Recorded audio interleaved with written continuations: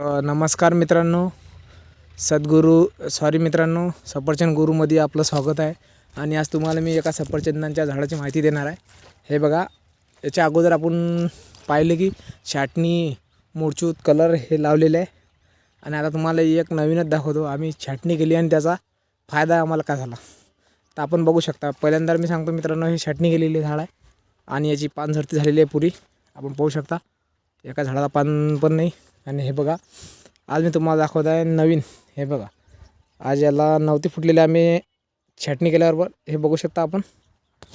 हे बघा, छाटणी केल्याबरोबर याला आलेले आहेत नवीन पानं, म्हणजे डीर आलेले आहेत. आणि त्याला पाणी आलेले हे पाहू शकता आपण. हे डीर अशा प्रकारे येतात, हे बघू शकता. आणि याला फेब्रुवारी ते जानेवारी महिन्यामध्ये फुलं पण लागणार आहे. आणि त्याला हे पण लागणार आहे, म्हणजे फुलं लागल्यावर त्याला कळी पण घेणार आहे, म्हणजे सफरचंदाची. आणि याच झाडाला नियमानुसार या असेच झाले तरच त्याला फळ लागतात.